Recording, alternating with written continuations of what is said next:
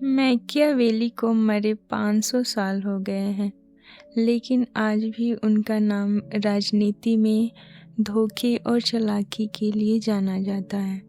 हर तरह के विचारक उन्हें बुरा मानते हैं। मैकियावेली जैसा होना आज भी एक बहुत बड़ा इल्ज़ाम माना जाता है। एक बार मशहूर नेता हेनरी किसिंजर से पूछा गया कि क्या उन पर मैकियावेली का प्रभाव है।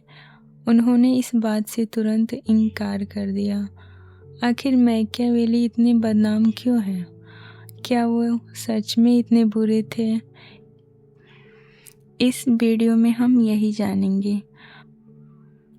उनकी सोच को समझने के लिए हमें उनके समय और समाज को समझना होगा। जब हम उनकी दुनिया को समझेंगे तब हमें पता चलेगा कि आज भी लीडरशिप और सत्ता की बात होने पर उनका नाम क्यों आता है। निकोलस मैकियावेली का जन्म 1469 में इटली के फ्लोरेंस शहर में हुआ था। 1498 में जब वहाँ की पुरानी सरकार गिरी तो उन्हें एक अहम सरकारी नौकरी मिल गई। तब वे सिर्फ 29 साल के थे और उनके पास कोई अनुभव नहीं था। उस समय ऐसे पदों के लिए मानवतावादी पढ़ाई जरूरी होती थी। इसमें लैटिन भाषा, इतिहास और सही गलत की समझ सिखाई जाती थी। माना जाता था कि इससे लोग देश की अच्छी सेवा कर सकते हैं और भ्रष्टाचार से लड़ सकते हैं। मैकियावेली के पिता एक वकील थे। उन्होंने मैकियावेली को बचपन से ही यह शानदार शिक्षा दी थी। शायद इसी अच्छी पढ़ाई की वजह से मैकियावेली को इतनी कम उम्र में यह बड़ी नौकरी मिल गई। मैकियावेली का काम फ्लोरेंस के विदेशी मामलों को देखना था। उन्हें राजदूत बनकर दूसरे देशों में जाना पड़ता था और रिपोर्ट्स भेजनी होती थी। जुलाई 1500 में उन्हें फ्रांस के राजा के पास भेजा गया। फ्लोरेंस एक युद्ध हार रहा था और उसे मदद चाहिए थी। इस ट्रिप में फ्रांस के राजा ने उनकी बातों पर कोई खास ध्यान नहीं दिया। फ्रांस के लोगों ने फ्लोरेंस की सरकार का मजाक उड़ाया। उन्होंने कहा कि फ्लोरेंस के पास न तो पैसा है और न ही अच्छी सेना। उन्होंने फ्लोरेंस को बेइज्जत करते हुए मिस्टर नथिंग कहकर बुलाया। मैकियावेली ने यहाँ से एक बड़ा सबक सीखा। उन्हें समझ आ गया कि राजनीति और युद्ध में तुरंत फैसले लेना और ताकतवर होना बहुत ज़रूरी है। कमज़ोरों की कोई नहीं सुनता। इसके बाद 1502 में उन्हें सेसारे बोर्गिया नाम के एक नए और ख़तरनाक लीडर से मिलने भेजा गया। बोर्गिया बहुत तेज़ी से नए इलाके जीत रहा था और अपनी ताकत बढ़ा रहा था। यहीं पर मैकियावेली ने कूटनीति और राजनीति के असली खेल को बहुत करीब से देखा। इन मिशनों के दौरान उन्होंने जो कुछ भी अपनी आंखों से देखा और सीखा, वही आगे चलकर उनकी सबसे मशहूर किताब द प्रिंस का आधार बना। मैकियावेली 4 महीने तक सेसारे बोर्गिया के साथ रहे। वह बोर्गिया से बहुत प्रभावित हुए। बोर्गिया बहुत हिम्मत वाला लीडर था और बड़े सपने देखता था। वह सारे फैसले खुद लेता था, अपनी बातें पूरी तरह गुप्त रखता था। वह दुश्मनों पर अचानक हमला करता था।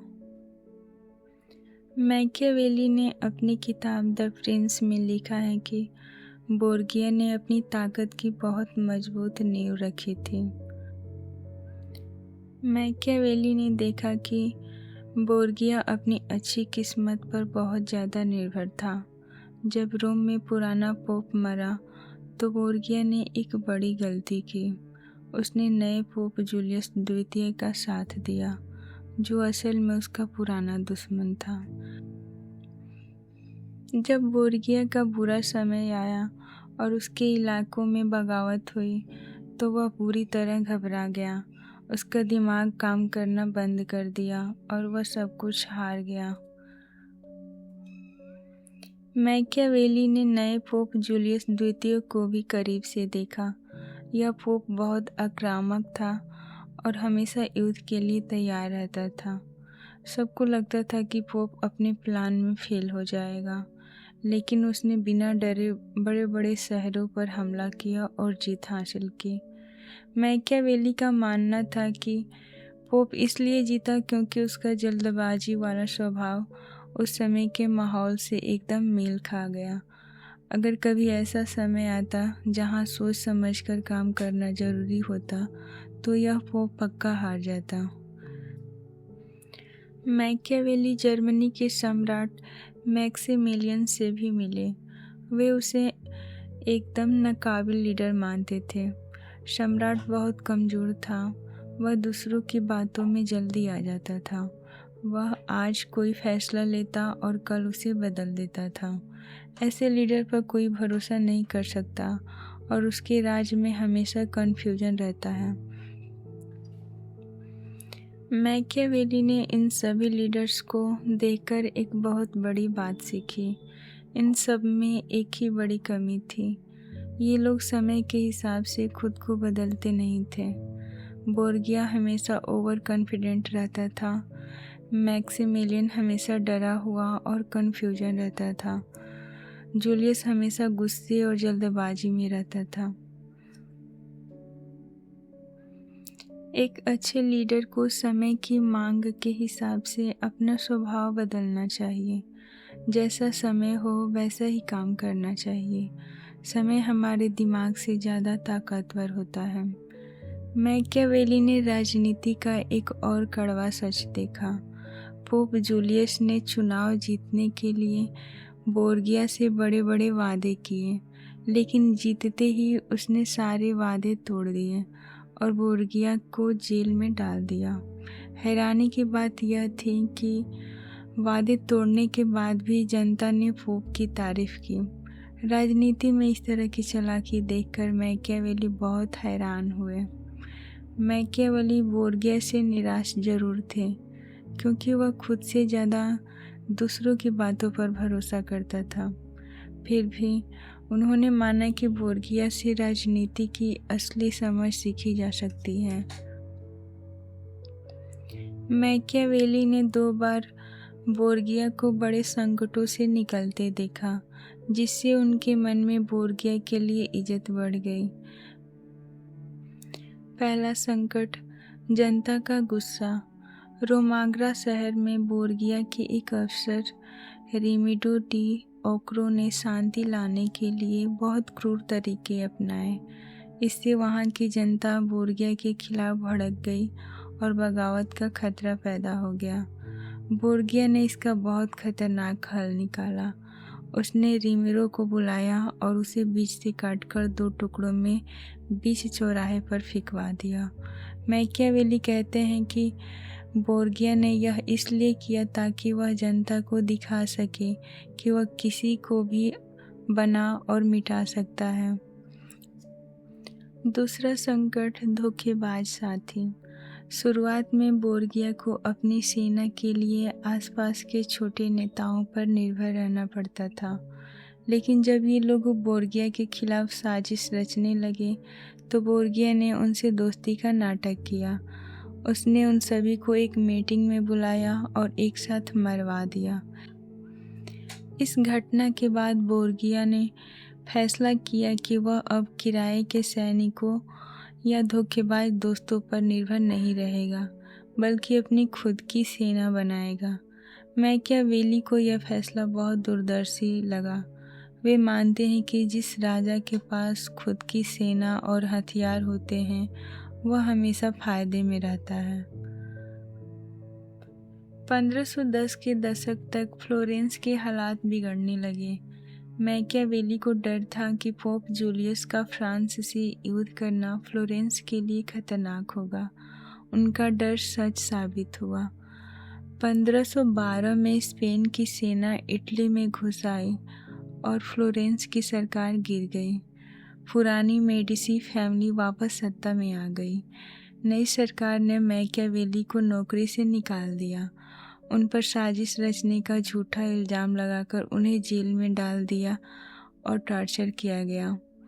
1513 में जब मेडिसी परिवार का एक सदस्य पोप बना तो खुशी में कई कैदियों को रिहा किया गया। मैकियावेली भी छूट गए, लेकिन वे अकेले अपने फार्म हाउस में रहने लगे।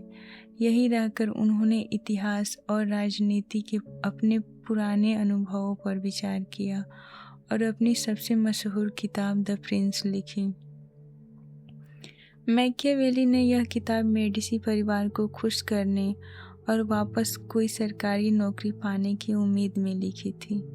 वे साबित करना चाहते थे कि उनके पास राजनीति की बहुत गहरी समझ है। किताब में उन्होंने अलग अलग तरह के राजकाज के बारे में बताया है, लेकिन उनका सबसे ज़्यादा जोर एक खास तरह के राज्य पर है, नए राज्य जो दूसरों की ताकत और किस्मत से मिलते हैं। मैकियावेली ने जानबूझकर इस विषय पर जोर दिया क्योंकि उस समय मेडिसी परिवार ने भी फ्लोरेंस की सत्ता स्पेनिश सेना की ताकत और अपनी किस्मत के बल पर ही वापस पाई थी। मैकियावेली असल में मेडिसी परिवार को यह सिखाना चाहते थे कि अचानक मिली इस ताकत को हमेशा के लिए कैसे बनाए रखा जाए। जब मैकियावेली और उनके समय के विचारकों ने सोचना शुरू किया कि इंसानी ज़िंदगी में किस्मत का कितना बड़ा हाथ है, तो उन्होंने पुरानी रोमन किताबों को पढ़ा। रोमन लोगों का मानना था किस्मत एक देवी है। अगर किस्मत से सफलता मिलती है तो इंसान को इस देवी से डरना चाहिए, चाहे वह अच्छे तोहफे ही क्यों न दे रही हो। फिर भरोसा न करें। किस्मत जितनी अच्छी होगी उस पर उतना ही कम भरोसा करना चाहिए। जब किस्मत पलटती है तो इंसान बहुत बुरी तरह गिरता है। रोमन विचारक किस्मत को बुरा नहीं मानते थे, बल्कि उसे एक मददगार देवी मानते थे। दुनिया की सारी अच्छी चीज़ें जैसे पैसा, ताकत और सबसे ऊपर सम्मान और शोहरत इसी देवी के हाथ में मानी जाती थी। रोमन लोगों का मानना था कि किस्मत एक औरत की तरह है, इसीलिए उसे मर्दांगी और हिम्मत पसंद है। जो इंसान जितना ज़्यादा बहादुर और साहसी होता है, किस्मत उसी का साथ देती है। उनका एक मशहूर वाक्य था, किस्मत बहादुरों का साथ देती है। जब दुनिया में ईसाई धर्म का प्रभाव बढ़ा तो किस्मत को देखने का नज़रिया बिल्कुल बदल गया। किस्मत को अब एक अंधी और बेरहम ताकत माना जाने लगा। यह बिना किसी भेदभाव या योग्यता के अपना पहिया घुमाती रहती है। ईसाई विचारकों ने कहा कि किस्मत के दिए हुए तोहफे के पीछे भागना बेकार है, क्योंकि ये चीज़ें सच्ची खुशी नहीं दे सकती। असली खुशी भगवान के पास जाने में है, दुनियावी चीज़ों में नहीं। 15वीं सदी में इटली के विद्वानों ने फिर से रोमन विचारों को अपनाना शुरू कर दिया। उन्होंने कहा कि इंसान आज़ाद है और वह अपनी किस्मत खुद लिख सकता है। यह माना जाने लगा कि अगर हम कुछ बड़ा नहीं कर पाते तो इसमें तारों या किस्मत का नहीं, बल्कि हमारी खुद की गलती है। मैकियावेली भी इसी ह्यूमनिस्ट विचारधारा को मानते थे। अपनी किताब द प्रिंस में उन्होंने किस्मत के बारे में लिखा। उन्होंने माना कि आधी चीज़ें किस्मत के हाथ में हो सकती हैं, लेकिन बाकी आधी चीज़ें पूरी तरह इंसान के अपने कंट्रोल में होती है। मैकियावेली ने भी माना कि किस्मत एक औरत की तरह है, जिसे वश में करने के लिए इंसान को बहुत एग्रेसिव और साहसी होना चाहिए। जो लोग डरपोक होते हैं, किस्मत उनका कभी साथ नहीं देती। मैकियावेली ने ईसाई धर्म की उस बात को सिरे से नकार दिया कि राजा को दुनियावी शोहरत से बचना चाहिए। उनके अनुसार सबसे पहला काम है अपना राजकाज और सत्ता बचाना। और दूसरा, एक राजा का सबसे बड़ा लक्ष्य नाम, इज्जत और शोहरत कमाना होना चाहिए। लेकिन जो राजा अपनी किस्मत की वजह से अचानक सत्ता में आते हैं, उनके लिए यह बहुत मुश्किल होता है, क्योंकि उनकी जड़ें मजबूत नहीं होती। इसलिए मैकियावेली ने उन्हें कुछ खास टिप्स दिए। मैकियावेली का मानना था कि किसी भी राज्य की नींव 2 चीज़ों पर टिकी होती है। पहला, अच्छे कानून और अच्छी सेना। इनमें से सेना ज़्यादा ज़रूरी है, क्योंकि बिना अच्छी सेना के अच्छे कानून बन ही नहीं सकते। उस समय इटली के राजा अक्सर किराए के सैनिकों से युद्ध लड़वाते थे। मैकियावेली ने इसका पुरजोर विरोध किया। उन्होंने कहा कि किराए के सैनिक बेकार, लालची, अनुशासनहीन और धोखेबाज होते हैं। वे पैसों के लिए लड़ते हैं, देश के लिए नहीं। एक समझदार राजा को हमेशा अपनी खुद की सेना बनानी चाहिए, भले ही उसे अपनी सेना के साथ हार का सामना करना पड़े। मैकियावेली ने यह बात इसलिए इतनी सख्ती से कही क्योंकि उन्होंने खुद देखा था कि किराए के सैनिकों की वजह से उनके शहर फ्लोरेंस को युद्ध में कितनी बार हार और बेइज्जती का सामना करना पड़ा था। जैसा कि हमने देखा, 1500 और 1505 के युद्धों में फ्लोरेंस के सैनिकों के खराब प्रदर्शन के बाद मैकियावेली बहुत परेशान हुए। उन्होंने किराए के सैनिकों की जगह शहर के आम नागरिकों की सेना बनाने का फैसला किया। 1505 में उन्होंने इसके लिए सैनिकों की भर्ती शुरू की। 1506 में उन्होंने ए प्रोविजन फॉर इन्फेंट्री नाम से एक दस्तावेज लिखा, जिसमें बताया गया कि क्यों विदेशी या किराए के सैनिकों पर भरोसा नहीं करना चाहिए। इस कानून को पास कर दिया गया और मैकियावेली को इस नई सेना का सेक्रेटरी बनाया गया। हालांकि 1512 में स्पेन की सेना के सामने फ्लोरेंस के ये सैनिक हार गए थे। फिर भी मैकियावेली का अपनी खुद की सेना वाली बात पर ये कभी भरोसा नहीं उठा। वे अपनी ज़िंदगी के आखिरी दिनों तक यही कहते रहे कि एक समझदार राजा की ताकत उसकी खुद की सेना होती है। अपनी किताब द प्रिंस में मैकियावेली ने सेना के अलावा एक और बड़ी बात समझाई है, एक लीडर के गुण। पुराने रोमन विचारकों और पुनर्जागरण के विद्वानों का मानना था कि अगर कोई राजा सच्ची इज्जत और शोहरत पाना चाहता है तो उसे कुछ खास अच्छे गुण अपनाने चाहिए। समझदारी, इंसाफ, हिम्मत और संयम। दूसरा, ईमानदारी और दयालुपन। और तीसरा, उदारता यानी दिल खोलकर खर्च करना। उस समय की सभी किताबों में यही कहा गया था कि राजा को हमेशा ईमानदार होना चाहिए और अच्छे काम करने चाहिए, क्योंकि ईमानदारी ही सबसे अच्छी नीति है। उनका यह भी मानना था कि जो राजा बुरे काम करेगा उसे मरने के बाद भगवान सजा देगा। यहाँ पर मैकियावेली ने इन सभी पुराने और किताबी विचारों को पूरी तरह पलट दिया। उनकी किताब का चैप्टर 15 सबसे अहम है, जहाँ वे कहते हैं कि अगर कोई राजा हमेशा अच्छा बनने की कोशिश करेगा तो बुरे लोगों की इस दुनिया में वह बहुत जल्दी बर्बाद हो जाएगा। मैकियावेली के अनुसार एक अच्छे राजा का सबसे बड़ा गुण यह है कि ज़रूरत के हिसाब से काम करना। राजा को यह पता होना चाहिए कि उसे कब अच्छा बनना है और कब बुरा। हमेशा अच्छा होना बेवकूफ़ी है।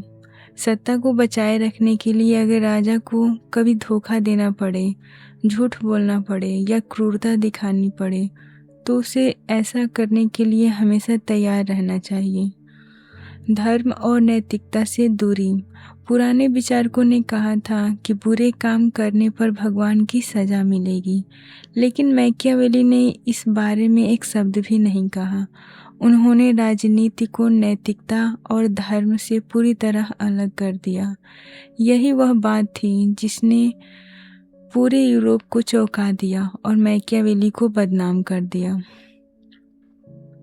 मैकियावेली ने राजा के गुणों की एक बिल्कुल नई परिभाषा दी। उनके लिए वर्चू का मतलब अच्छाई या ईमानदारी नहीं है।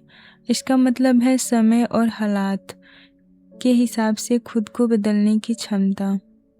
रोमन विचारक कहते थे कि बल और छल करना जानवरों का काम है और एक असली मर्द को इन चीज़ों से दूर रहना चाहिए।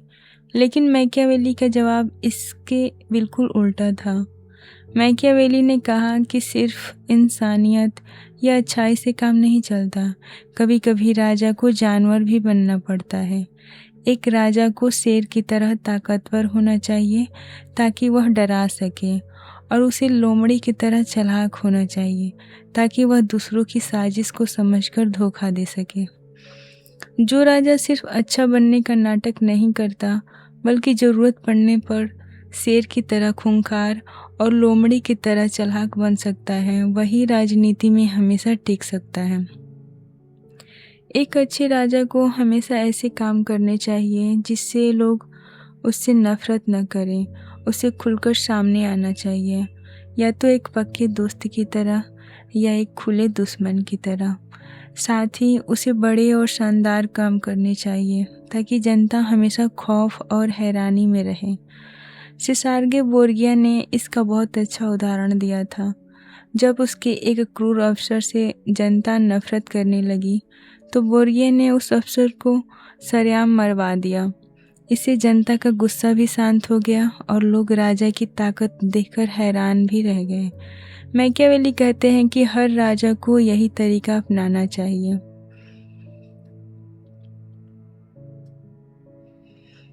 यहाँ एक बड़ी उलझन है। सत्ता बचाने के लिए राजा को बुरे काम करने ही पड़ते हैं, लेकिन अगर वह बुरा इंसान बन गया तो उसकी सत्ता गिर जाएगी। एक राजा क्रूरता से पावर तो पा सकता है, लेकिन उसे कभी सच्चा सम्मान या शोहरत नहीं मिल सकती। तो राजा क्या करे? उसे याद रखना चाहिए कि इंसान फितरत से लालची, डरपोक और धोखेबाज होते हैं। इसलिए राजा को उनकी बातों पर कभी पूरी तरह भरोसा नहीं करना चाहिए। राजा को अंदर से चाहे जैसा भी हो, लेकिन उसे बाहर से अच्छा दिखने का दिखावा करना आना चाहिए। उसे ऐसा नाटक करना चाहिए कि वह बहुत दयालु, सच्चा और उदार है। ज़्यादातर इंसान बहुत सीधे होते हैं। लोग सिर्फ वो देखते हैं जो बाहर से दिखता है। राजा की असली सच्चाई बहुत कम लोग जान पाते हैं। इसलिए एक चालाक राजा आसानी से लोगों को बेवकूफ़ बना सकता है। मैकियावेली ने अच्छाई और बुराई की पुरानी किताबी बातों को पूरी तरह उलट दिया। पहला, कंजूसी अच्छी है। अगर कोई राजा बहुत पैसा लुटाता है तो उसे जनता पर टैक्स बढ़ाना पड़ेगा। इससे लोग उससे नफरत करने लगेंगे। इसलिए शुरुआत में कंजूस कहलाना ज़्यादा अच्छा है। बाद में लोगों को समझ आएगा कि इसी कंजूसी की वजह से उन पर टैक्स नहीं बढ़ा।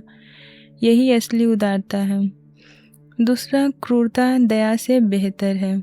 अगर राजा हद से ज़्यादा दयालु होगा तो राज्य में गुंडागर्दी फैलेगी और हजारों बेगुनाह मारे जाएंगे। इसके बजाय शुरुआत में ही कुछ बागियों को कड़ी सजा देना असली दया है। इससे पूरे राज्य में हमेशा के लिए शांति बन जाती है। तीसरा, प्यार से ज़्यादा डर जरूरी है। क्या एक राजा को लोगों का प्यार पाना चाहिए या उनसे डर पैदा करना चाहिए? मैकियावेली का सीधा जवाब है, डर ज़्यादा सुरक्षित है। लोग अपने स्वार्थ के लिए प्यार और वादे भूल जाते हैं, लेकिन सज़ा का डर उन्हें हमेशा राजा के कंट्रोल में रखता है। एक समझदार राजा को अपनी गद्दी बचाने के लिए कंजूस या क्रूर कहलाने से कभी घबराना नहीं चाहिए। सत्ता बनाए रखने के लिए जो जरूरी है वही सही है। अंत में मैकियावेली इस बात पर सोचते हैं कि क्या एक राजा को अपने राज्य को बचाने के लिए छोटी मोटी बुराइयों और शारीरिक इच्छाओं से भी बचना चाहिए। पुराने विचारक जैसे सिसरो कहते थे कि एक लीडर का चरित्र और निजी जीवन एकदम साफ होना चाहिए, लेकिन मैकियावेली इस बात को भी ज़्यादा अहमियत नहीं देते। वे कहते हैं अगर राजा इन छोटी मोटी बुराइयों से बच सकता है तो अच्छी बात है, लेकिन अगर नहीं बच सकता तो उसे इस बात की ज़्यादा चिंता नहीं करनी चाहिए। मैकियावेली ने अपनी किताब द प्रिंस इस उम्मीद में लिखी थी कि शायद मेडिसी परिवार खुश होकर उन्हें दोबारा कोई सरकारी नौकरी दे दे। उनके दोस्त वेटोरी ने किताब पढ़ी, लेकिन इसके बाद वे इस विषय पर एकदम चुप हो गए। जब 1514 तक मैकियावेली को कोई जवाब नहीं मिला तो वे निराश हो गए। उन्हें समझ आ गया कि राजनीति में उनकी वापसी अब लगभग नामुमकिन है। निराश होकर मैकियावेली ने खुद को एक साहित्यकार मान लिया। वे फ्लोरेंस के बाहर एक बगीचे में होने वाली चर्चाओं में जाने लगे, जहां विद्वान लोग इकट्ठा होते थे। यहाँ से उनका एक नया सफ़र शुरू हुआ। उन्होंने मड्रागोला नाम का एक शानदार कॉमेडी नाटक लिखा। इन मीटिंग्स में अक्सर आज़ाद राज्यों के उदय और पतन पर चर्चा होती थी। इन्हीं चर्चाओं से प्रेरित होकर मैकियावेली ने अपनी अगली बड़ी और सबसे असली किताब लिखी, द डिस्कोर्सेज। द डिस्कोर्सेज किताब पुराने रोम के इतिहास पर आधारित है। इस किताब में मैकियावेली का सबसे बड़ा सवाल था, रोम इतना ताकतवर और महान कैसे बना। मैकियावेली मानते हैं कि इंसान का स्वभाव हर दौर में एक जैसा ही रहता है, इसलिए अगर हम पुराने रोम की सफलता का रहस्य जान लें तो हम आज भी उस सफलता को दोहरा सकते हैं। मैकियावेली के अनुसार इतिहास यह साबित करता है कि कोई भी शहर या राज्य तभी ताकतवर और अमीर बन सकता है जब वह आज़ाद हो। आज़ादी का मतलब है कि राज्य पर न तो किसी तानाशाही राजा का राज हो और न किसी बाहरी देश का कब्जा।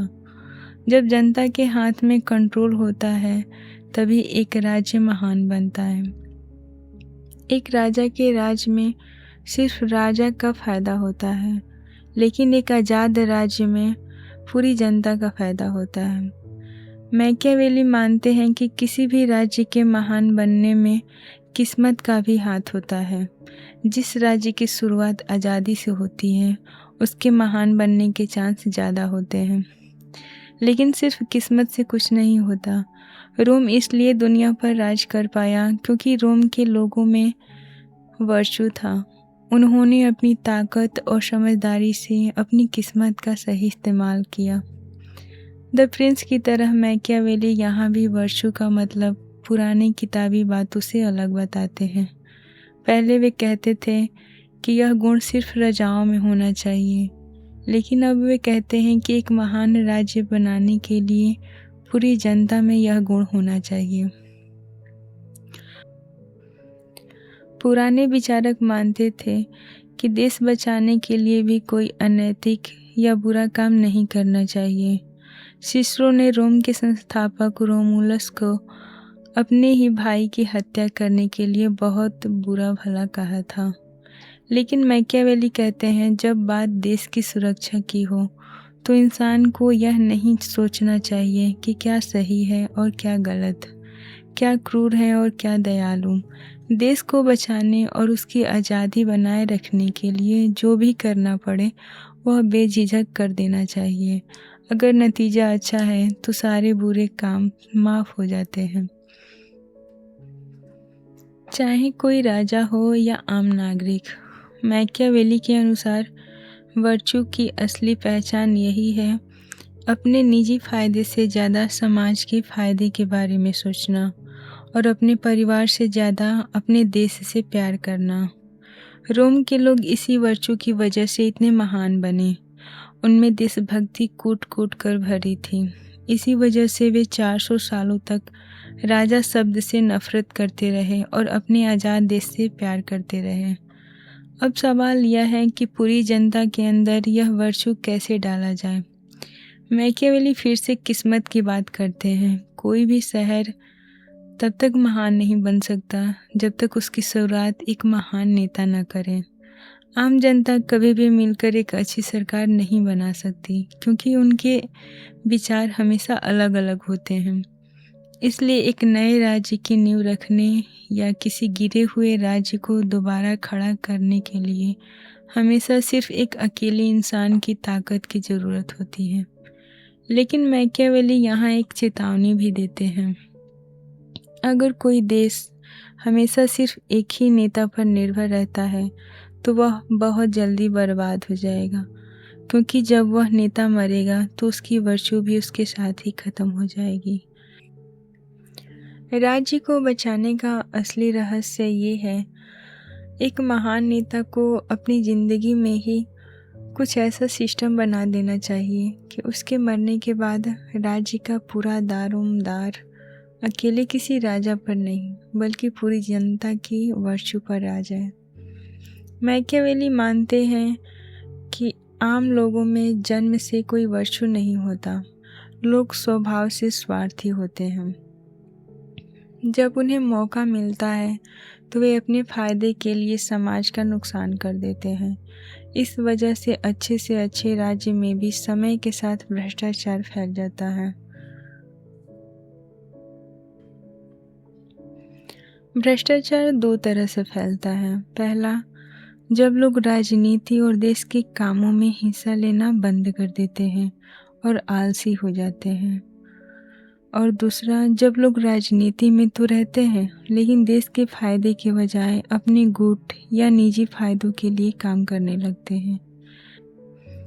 मैकियावेली की उलझन ये है, इंसान स्वार्थी है, लेकिन अगर उसे स्वार्थी होने दिया जाए तो आज़ादी खत्म हो जाएगी और तानाशाही आ जाएगी। तो फिर इन स्वार्थी लोगों को भ्रष्टाचार से दूर रखकर उनके अंदर वर्चू कैसे पैदा किया जाए। मैकियावेली कहते हैं कि इसका एक तरीका यह है कि अगर किसी राज्य को खुशकिस्मती से हर 10 साल में एक महान लीडर मिल जाए तो वह राज्य कभी भ्रष्ट नहीं होगा। एक महान लीडर दो तरह से असर डालता है। पहला, प्रेरणा और खौफ। लोग अच्छे लीडर की नकल करना चाहते हैं, लेकिन मैकियावेली मानते हैं कि लोगों को सही रास्ते पर रखने का सबसे अच्छा तरीका खौफ है। जब लीडर सख्त होता है तो लोग डर के मारे सही काम करते हैं। दूसरा, लीडर के अपने गुण। एक महान लीडर में दूरदर्शिता, दुश्मनों की चाल समझने की ताकत और हिम्मत होती है।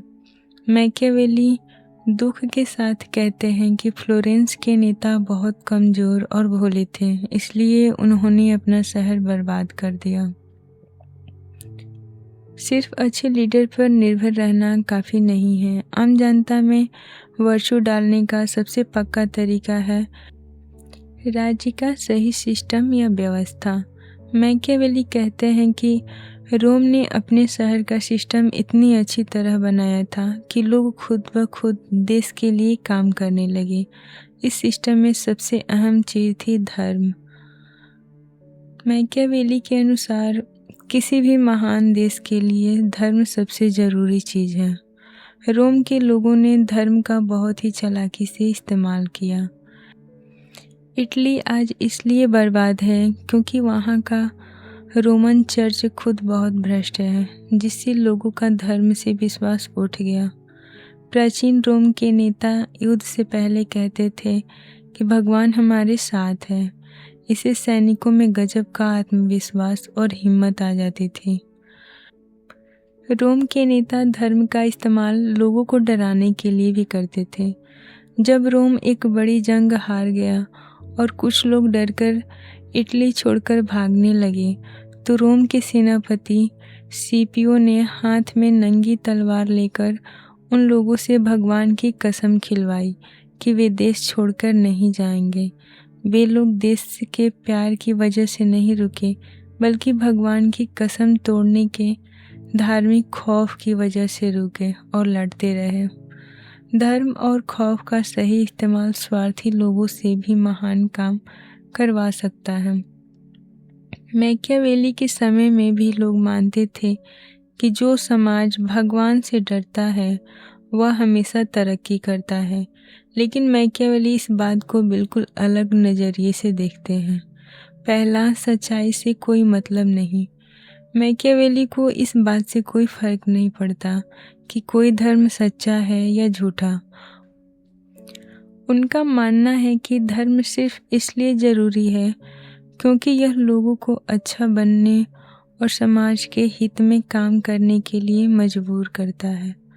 एक समझदार राजा को हर उस चीज़ को बढ़ावा देना चाहिए जो धर्म के नाम पर समाज के फायदे में रखे, चाहे राजा खुद उस पर यकीन ना करता हो। और दूसरा, ईसाई धर्म की बुराई। मैकियावेली कहते हैं कि पुराना रोमन धर्म ईसाई धर्म से बेहतर था। ईसाई धर्म इंसान को विनम्र, दयालु और दुनिया से दूर रहने की सीख देता है। यह हिम्मत और ताकत की जगह कमजोरी को बढ़ावा देता है। मैकियावेली तंज कसते हुए कहते हैं कि इसी वजह से आज दुनिया कमज़ोर हो गई और बुरे लोगों का शिकार बन गई। धर्म के अलावा लोगों में वर्चस्व भरने का दूसरा और सबसे पक्का तरीका है अच्छे और सख्त कानून। मैकियावेली के अनुसार किसी भी महान देश के कानून ऐसे होने चाहिए जो लोगों को अपने स्वार्थ से ऊपर उठकर समाज का भला सोचने पर मजबूर कर दें। जिन शहरों के पास ऐसे कानून होते हैं वो सदियों तक आज़ाद और महान बने रहते हैं। इसलिए जिन महान नेताओं ने ऐसे अच्छे कानून बनाए हैं वे इतिहास में हमेशा सबसे ऊपर गिने जाते हैं। मैकियावेली इतिहास से एक और बड़ी बात सीखते हैं। वे कहते हैं कि सरकार के 3 आम रूप होते हैं। पहला, राजशाही, एक इंसान का राज। दूसरा, अभिजात तंत्र, कुछ अमीरों का राज। और तीसरा, लोकतंत्र, आम जनता का राज। मैकियावेली के अनुसार ये तीनों ही रूप अपने आप में कमज़ोर और अस्थिर होते हैं। अगर अमीर राज करेंगे तो वे अपना फ़ायदा देखेंगे, अगर आम जनता राज करेगी तो वो भी सिर्फ अपना फ़ायदा देखेगी। हल क्या है? सबसे अच्छी सरकार वह होती है जो मिश्रित हो, जिसमें इन तीनों का थोड़ा थोड़ा हिस्सा हो। समाज में हमेशा 2 गुट होते हैं, अमीर और गरीब। मैकियावेली का मानना है कि इन दोनों गुटों को सरकार में हिस्सा मिलना चाहिए। जब ये दोनों एक दूसरे पर नज़र रखेंगे और सत्ता के लिए लड़ेंगे तो इसी आपसी टकराव से ऐसे कानून बनेंगे जो पूरे समाज की आज़ादी को बचाएंगे। उस समय के दूसरे विचारकों को मैकियावेली की यह बात बिल्कुल पसंद नहीं आई, क्योंकि उनका मानना था कि समाज में शांति होनी चाहिए, लड़ाई नहीं। लेकिन मैकियावेली कहते हैं कि गुटों की लड़ाई ही आज़ादी को जिंदा रखती है। मैकियावेली चेतावनी देते हैं कि मिश्रित सरकार होने के बाद भी खतरा टलता नहीं है, क्योंकि इंसान जन्म से लालची है। इसलिए ताकतवर लोग हमेशा कानून तोड़कर सत्ता हथियाने की कोशिश करेंगे। इसलिए आज़ादी की कीमत हमेशा चौकन्ना रहना है। मैकियावेली बताते हैं कि खतरे को कैसे पहचानें और उसे कैसे रोकें।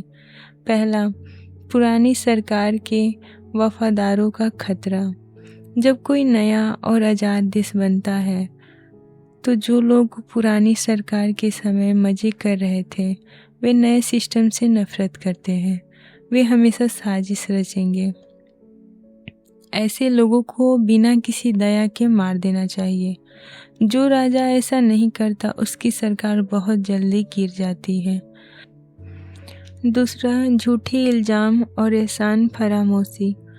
आज़ाद देशों में अक्सर अच्छे और बड़े नेताओं पर झूठे इल्ज़ाम लगाए जाते हैं। जब ऐसे नेताओं को लगता है कि उनके साथ नाइंसाफ़ी हुई है तो वे बगावत कर देते हैं। ऐसे कानून होने चाहिए जहां कोई भी खुलकर इल्ज़ाम लगा सके, लेकिन अगर इल्ज़ाम झूठा निकले तो इल्ज़ाम लगाने वाले को बहुत कड़ी सज़ा मिलनी चाहिए। और तीसरा, बहुत ज़्यादा ताकत देना। जब किसी सेनापति या नेता को बहुत लंबे समय तक पूरी ताकत दे दी जाती है तो सेना या जनता देश के बजाय उस नेता के वफादार बन जाते हैं। इससे भ्रष्टाचार फैलता है। अगर आपातकाल में किसी को पूरी ताकत देनी भी पड़े तो वो बहुत ही कम समय के लिए होनी चाहिए और उसे सिर्फ उसी काम की ताकत मिलनी चाहिए जिसके लिए उसे चुना गया है। भ्रष्टाचार का एक और बड़ा कारण वे अमीर लोग हैं जिनके पास बहुत ज़्यादा पैसा होता है। अमीर लोग अक्सर ज़रूरतमंदों को कर्ज देते हैं, उनके बच्चों की शादियों में मदद करते हैं या उन्हें पुलिस से बचाते हैं।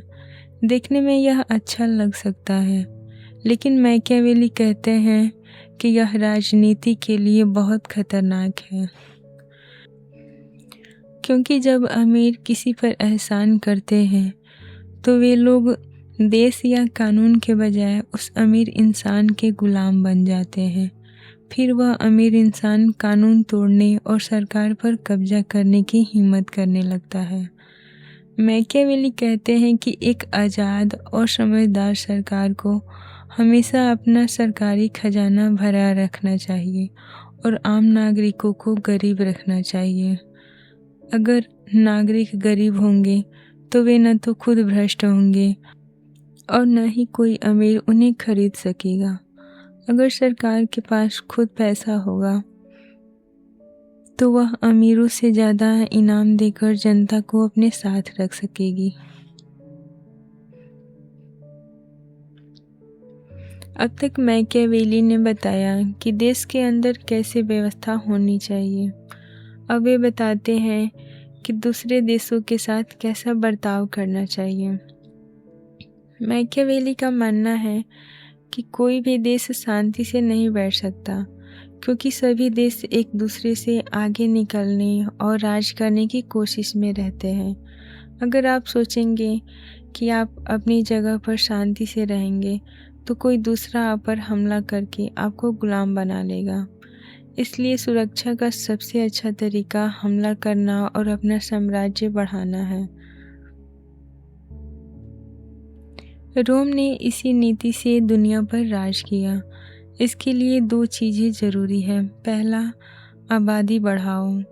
बाहर के लोगों को अपने शहर में बसने की छूट दो ताकि आपके पास ज़्यादा सैनिक हो। दूसरा, दोस्त बनाओ। दूसरे छोटे देशों को अपना साथी बनाओ। उनकी हिफाजत करो, लेकिन उन्हें अपने काबू में रखो ताकि ज़रूरत पड़ने पर वे आपकी सेना में लड़ सकें। रोम का एक और बड़ा नियम था, युद्ध हमेशा छोटे लेकिन बड़े होने चाहिए। मतलब जैसे ही युद्ध शुरू हो, अपनी पूरी ताकत के साथ जल्दी से जल्दी हमला करके दुश्मन को हरा दो। यह तरीका सबसे सुरक्षित और सस्ता होता है। मैकियावेली पुराने रोम से सीखते हुए चेतावनी देते हैं कि युद्ध में कभी ये गलतियां नहीं करनी चाहिए। यह सोचना गलत है कि युद्ध पैसे से जीता जाता है। युद्ध सोने से नहीं बल्कि लोहे और सैनिकों के वर्चस्व से जीता जाता है। फैसले लेने में ज़्यादा देर या हिचकिचाहट हमेशा नुकसानदेह होती है। जैसा उन्होंने पहले भी कहा है, किराए के सैनिक हमेशा धोखा देते हैं। अपने बचाव के लिए सिर्फ किलों पर भरोसा करना बेवकूफ़ी है। इससे राजा अपनी जनता पर जुल्म करता है और फिर वही जनता किले के अंदर घुसकर उसे मार देती है। अगर कोई ताकतवर दुश्मन हमला करे और समझौते का मौका दे तो उसे ठुकराना नहीं चाहिए। यह किस्मत से बेवजह खेलने जैसा है। मैकियावेली दुखी होकर बताते हैं कि फ्लोरेंस ने ये सारी गलतियाँ की। सबसे बड़ी गलती 1512 में हुई, जब स्पेन की बड़ी सेना ने हमला किया। स्पेन खाने की कमी की वजह से समझौता करना चाहता था, लेकिन फ्लोरेंस ने घमंड में उसे ठुकरा दिया। इसका नतीजा यह हुआ कि फ्लोरेंस हार गया और फिर से गुलाम बन गया। द डिस्कोर्सेस लिखने के कुछ ही समय बाद मैकियावेली की किस्मत अचानक चमकी। 1520 में मेडिसी परिवार ने उन्हें फ्लोरेंस का इतिहास लिखने का काम सौंपा। मैकियावेली हमेशा से यही चाहते थे। यह किताब मैकियावेली की सबसे लंबी किताब है। इस किताब को लिखते समय उन्होंने इतिहास लिखने के पुराने रोमन और ह्यूमनिस्ट नियमों का बहुत ध्यान रखा। इतिहास का मकसद लोगों को सही और गलत का सबक सिखाना होना चाहिए। इसलिए इतिहासकार को सिर्फ काम की और बड़ी घटनाओं को ही चुनना चाहिए, न कि हर छोटी बड़ी बात को। इतिहास की भाषा बहुत असरदार और शानदार होनी चाहिए। पुराने विचारक कहते थे कि इतिहास पढ़कर हमें अपने महान पूर्वजों की नकल करने की प्रेरणा मिलनी चाहिए। लेकिन मैकियावेली कहते हैं कि फ्लोरेंस के नेताओं ने ऐसा कोई महान काम नहीं किया जिसकी नकल की जाए। उन्होंने सिर्फ चालाकियाँ और धोखे किए। इसलिए मैकियावेली कहते हैं कि मेरा इतिहास पढ़ने का मकसद यह होना चाहिए कि हम इन पुरानी गलतियों और बुराइयों से बचे ना सीखें। इसी वजह से यह पूरी किताब फ्लोरेंस के पतन और बर्बादी की कहानी है। मैकियावेली फ्लोरेंस की बर्बादी के दो मुख्य कारण बताते हैं, बाहरी और अंदरूनी। पहला, सेना का मजाक। मैकियावेली ने फ्लोरेंस की सेना की बहादुरी की तारीफ करने के बजाय उनका मजाक उड़ाया है।